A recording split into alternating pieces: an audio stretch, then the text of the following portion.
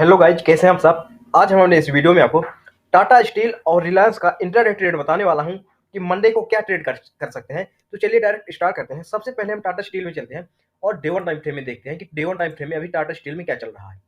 जैसा कि आप देख सकते हैं, ये अपना टाटा स्टील का है, ठीक ना। अब आप ये बताओ, मार्केट जब इस लेवल से डाउन गिरना स्टार्ट हुआ था तो मार्केट किस वे पे गिरा था। मार्केट नीचे गिरा, फिर अब गया, नीचे गिरा, अब गया, फिर मार्केट में एक फॉल देखने को मिला। तो मार्केट किस वे पे मार्केट गिर रहा था। मार्केट एक हायर लो और लोअर लो बनाते हुए मार्केट नीचे गिरा था। ये लोअर लो कहलाएगा, ये लोअर लो और ये लोअर लो। और मार्केट का ये हार लो और ये हार लो कहलाएगा। मतलब मार्केट हार लो और लोअर लो बनाते हुए मार्केट नीचे गिर रहा था, ठीक है ना। फिर इसके बाद मार्केट इस लेवल पे आया, ठीक है, मार्केट इस लेवल पे आया। अब आप ये देखो, टाटा स्टील का एक ये इंपॉर्टेंट लेवल है, आप ये देख सकते हैं, इंपॉर्टेंट लेवल है। और एक ये अपना इंपॉर्टेंट लेवल है।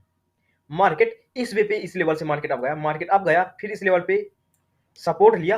अब आप ये बताओ, जब इस लेवल पे सपोर्ट लिया और ये डाटा ना रहा होगा, ये डाटा ना रहा होगा, तो आप ये बताओ, डबल बॉटम बोल सकते हैं इस लेवल पे कि मार्केट ने डबल बॉटम बनाया। और जब जब डबल बॉटम बनाता है तो मार्केट अप जाता है।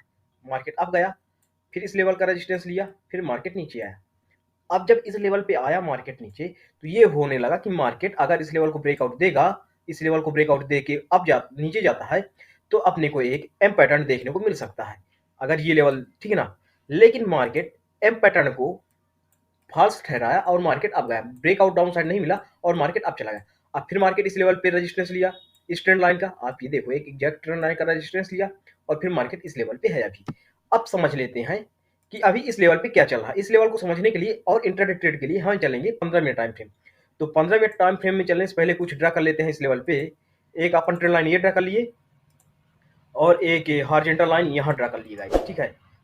और एक लेवल मैं इस लेवल पे ड्रा करना चाहूंगा, ये क्रूशियल लेवल। अब आप ये बताओ, ये कितना इंपॉर्टेंट लेवल है अभी प्रेजेंट इंट्राडे के लिए। आप ये देखो, मार्केट एग्जैक्ट एक हफ्ते इसी लेवल का रेजिस्टेंस लेके, सपोर्ट लेके मार्केट बाउंस बैक हो रहा है इसी लेवल से।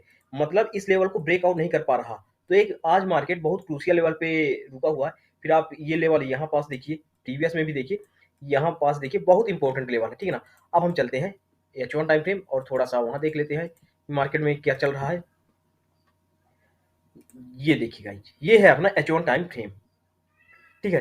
अब आप ये बताओ, H1 टाइम फ्रेम में हम एक ट्रेंड लाइन ड्रा कर सकते हैं इस लेवल से, ये अपनी ट्रेंड लाइन। अब हम डायरेक्ट चलते हैं, H1 टाइम फ्रेम में इतना ही दिखाना था, अब हम चलते हैं डायरेक्ट 15 मिनट और यही समझते हैं कि मार्केट में क्या हो सकता है।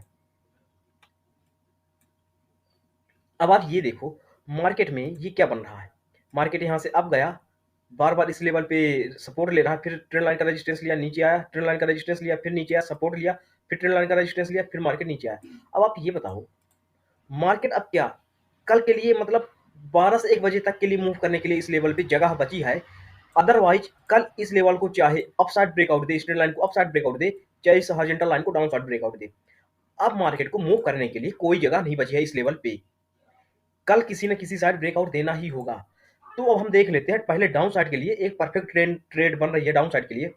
अगर मार्केट गेरा ये लेवल, अगर मार्केट ये लेवल ब्रेकआउट देता है, 1185 का level down side, Tata steel 1185 का लेवल अगर डाउन साइड ब्रेकआउट देता है, तो अपना पहला टारगेट रहेगा 1165 का और दूसरा टारगेट रहेगा 1155 का।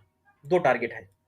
अगर कल टाटा स्टील 1185 का लेवल डाउन साइड ब्रेकआउट देता है, तो अपना पहला टारगेट रहेगा 1165 का और दूसरा टारगेट रहेगा 1155 का। और अपना एक छोटा सा स्टॉप लॉस 1195 के ऊपर रहेगा टाटा स्टील का, अगर मार्केट डाउन साइड ब्रेकआउट देता है तो। अदरवाइज दूसरा केस क्या हो सकता है, मार्केट कल इस लेवल तक जाए, रजिस्ट्रेशन ले, फिर मार्केट इस लेवल पे आए और फिर ब्रेकआउट दे डाउन साइड, पहला केस। और दूसरा केस क्या हो सकता है, डायरेक्ट ब्रेकआउट दे दे।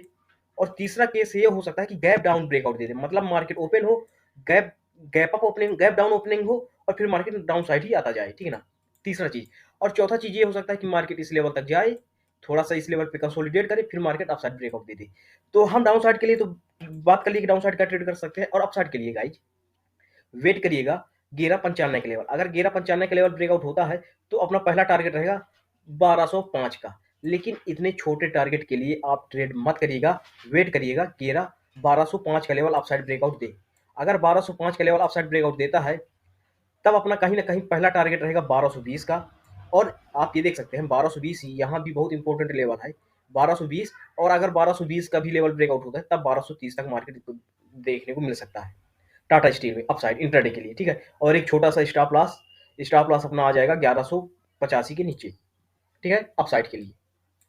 ये रहा टाटा स्टील का। अब बताइए टाटा स्टील का एनालिसिस कैसा लगा? अगर आपको पसंद आया तो वीडियो को लाइक करिए और कमेंट करिए और चैनल को सब्सक्राइब करिए। अब हम चलते हैं रिलायंस में और देखते हैं रिलायंस में क्या चल रहा है। देखो गाइस, ये है रिलायंस का डे वन टाइम फ्रेम का ग्राफ। अब जैसा कि हम पहले day one time frame, H1 और 15 मिनट, आपको हम इंटरडे बताएंगे तो 15 मिनट बताएंगे, लेकिन थोड़ा सा हम डे वन टाइम फ्रेम देख लेते हैं। मार्केट किस वे पे किया? मार्केट गिरा, करेक्शन किया इस लेवल तक, फिर मार्केट गिरा, करेक्शन किया, फिर मार्केट गिरा। मार्केट ने अपने ए बी सी डी और ई पांचों वेव, मतलब 3 वेव इंपल्सिव वेव और 2 करेक्शन वेव कंप्लीट किया, फिर इसके बाद मार्केट अब गया, ठीक है। और इस लेवल का ये करेक्शन वेव कहलाएगी, ठीक है। इतनी बात समझ में आई? फिर मार्केट इस लेवल पे अभी इंपॉर्टेंट लेवल पे है। अब हम यहाँ समझते हैं कि मार्केट में क्या चल रहा था, ठीक है। इतनी बात क्लियर हुई। अब हम ये बताइए, मार्केट का, रिलायंस का एक ये इंपॉर्टेंट लेवल है डाउन साइड। इंपॉर्टेंट लेवल इसलिए है कि मार्केट गिरा, सपोर्ट लिया, फिर मार्केट अब गया, फिर मार्केट इसी लेवल पे फिर से सपोर्ट लिया, फिर मार्केट अब गया, फिर मार्केट यहाँ सपोर्ट लिया, फिर अब गया, सपोर्ट लिया, अब गया, सपोर्ट लिया, फिर मार्केट अब गया। तो इसलिए रिलायंस का ये एक इंपॉर्टेंट लेवल है। और एक अपसाइड आप ये देखो, अभी रिलायंस का अपसाइड ये एक इंपॉर्टेंट लेवल है।